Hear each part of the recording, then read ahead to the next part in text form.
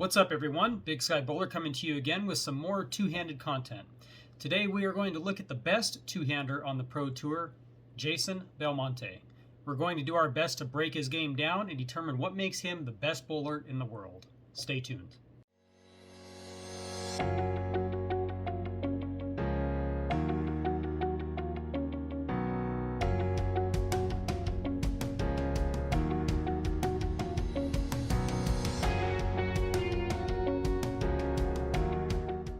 Welcome back to the channel, everyone.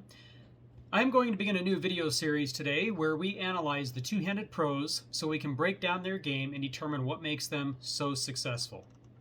We are, of course, going to begin with the best bowler in the world, Jason Belmonte. All right, so I've got two different perspectives of his approach here, one from the back and another from the side view. We will start by looking at what Jason does extremely well from the back view. Now, Jason is a bit unique here as he is one of the only two-handers who walks to his left during his delivery. Normally speaking, as a two-hander, you will take a decent step to the left during the skip step, but not during the first step. As you can see here, he is taking about a 10-board step to his left during his initial first step of his approach. What you'll notice, however, is once that initial side step is completed, he essentially stays on that line the rest of his approach. Yes, he still takes another side step during his skip step, which in this case is his third step, but he comes back to his initial line as he steps into his slide, and that is key. Jason has clearly perfected that first step, and it's one of the things that makes him unique as a two-handed bowler. I would not advise trying to copy that initial first step of his approach. Let's look at the rest of his approach. One of the many things that makes Jason as good as he is just how consistent he is during his approach at all key points of his approach. Let's look at his timing first. As you can see here, he's not moving the ball in that first 1.5 steps. The ball does not move until his second step heel almost touches the floor. I'm going to slow it down here for you. You'll notice his second step is coming forward, and right before that heel touches, now you see his right elbow start to push the ball forward into his push away. Now if we step this forward, you'll notice that this allows him to have the ball directly underneath his ball side shoulder and under his head as his skip step begins. So here we are in the skip step, the beginning of it, and you'll notice where the ball gets to, directly underneath his ball side shoulder and directly underneath his head. Now let's step this forward to his timing step, which for a two-hander is the power step into the slide.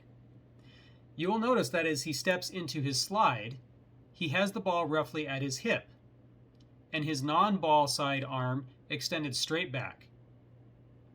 Because he can get the ball into this position prior to release, it allows him all the time he needs to determine his release point. You will notice here that he releases the ball as his slide finishes at the foul line.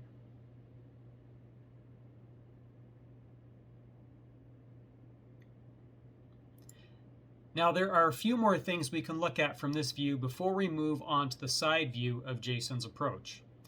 Take note of how tall Jason is standing as he begins his push away. As you can see here, he's standing nearly vertical. Then, as his ball begins to drop into his downswing, his spine tilt angle begins to increase. This is one of the main reasons we see Jason get the ball above his hips in his swing, as you see here. If the spine tilt does not occur, you become limited by your shoulder joint. Let me show you an example of this. Now, as you can see here, if I'm standing mostly vertical and I take my ball side arm and try and get it behind me, this is as far as I can get before it becomes extremely uncomfortable. Now, there's only really two things that are going to allow me to extend that arm any further.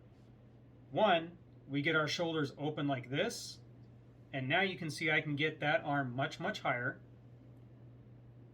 And then also, if I start to tilt my body forward, you can see how naturally my arm wants to come much higher.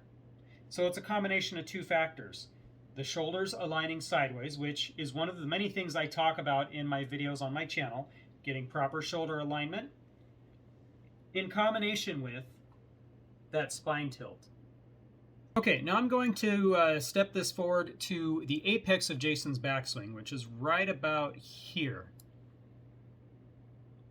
Now you can see here that his spine tilt started almost perfectly vertical and eventually gets to around 60 degrees, maybe a bit more of spine tilt.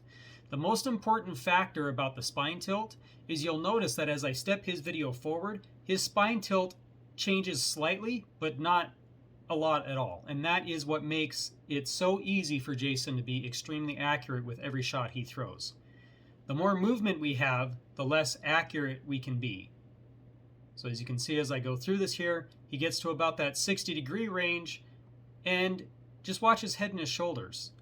He maintains that spine tilt angle all the way through his release point until the ball is completely gone off his hand.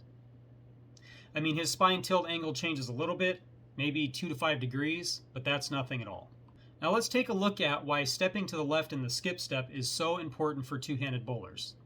As Jason begins his third step, you'll notice that his hips and shoulders are mostly square to the line, as you can see here in the video where it's been paused. Now, as Jason begins his third step, you will notice that his hips and shoulders are mostly square to the foul line until that third step nears its completion. Taking that side step allows Jason to open his hips and shoulders so he can angle his body properly for his intended launch angle of his bowling ball.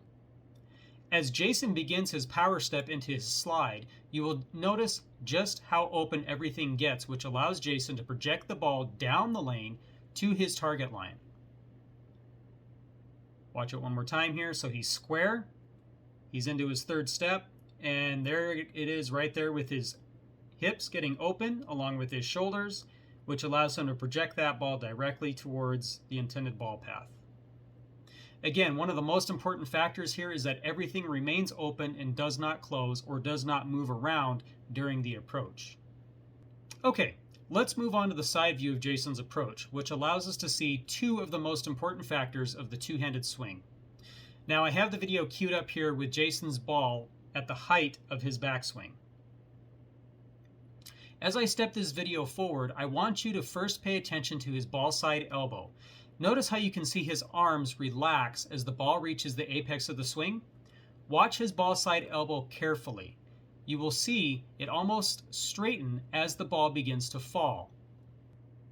Now, I'm going to go ahead and just play this in slow motion, and hopefully you'll be able to see what I'm talking about. So here is the point of the height of his backswing, the apex of his backswing. Did you see it? Let's watch it one more time. One more time. Now, Jason is not forcefully extending his arms in the downswing. Instead, he is focusing on allowing his arms to relax so the ball naturally falls into the swing. This is one of the many reasons why Jason has been able to overcome the ball speed hurdle of two-handing. Relaxing his arms on the downswing allows all of that potential energy from the height of the backswing to transfer into the ball at the release point, which increases his ball speed. In combination with his approach speed, he maintains right around 20 miles an hour at the pins. If the ball is forced into the downswing, it will not only cause the hand to rotate around the outside of the ball, but it will also cause all of that potential energy to be lost during the downswing because we are eliminating the natural momentum of the swing.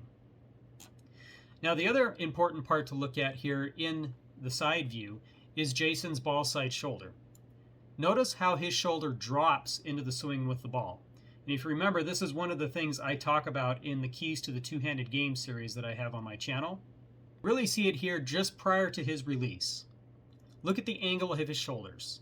His ball side shoulder is dropped low and his non-ball side shoulder is high. It appears to be around 40 to 45 degrees, maybe a bit more. This allows Jason to keep the ball close to his body during the swing, which is another reason why Jason is so accurate.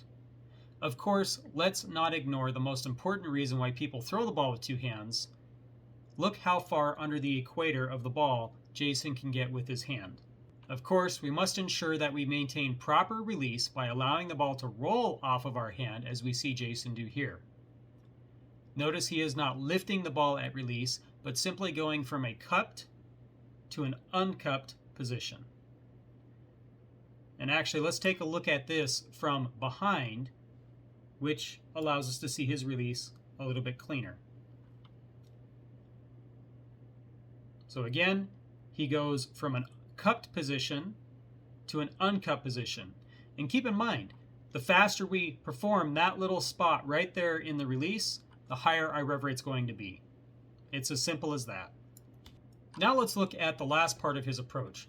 One of the biggest keys to being a good two-hander is maintaining your balance throughout your release point.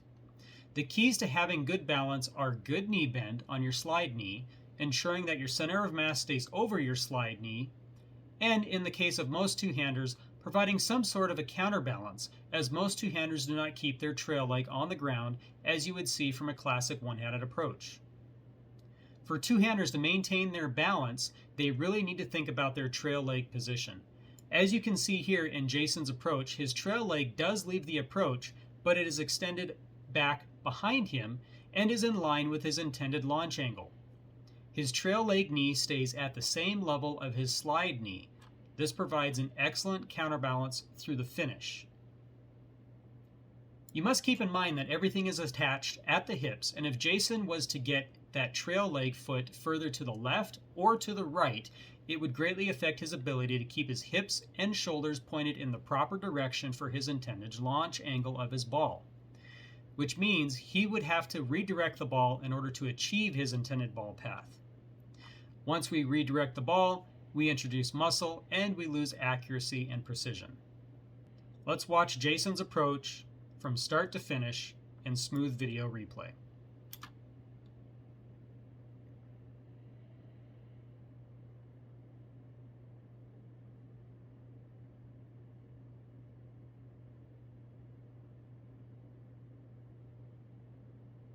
Let's view it from the side.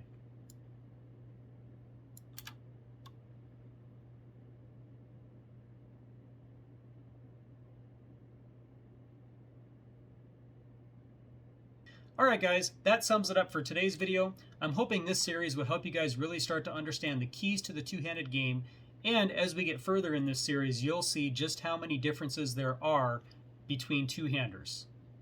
Thank you for watching the video today. Please do not forget to like and comment on the video, and of course, please consider subscribing to the channel if you enjoy the content, and I will see you guys in the next one.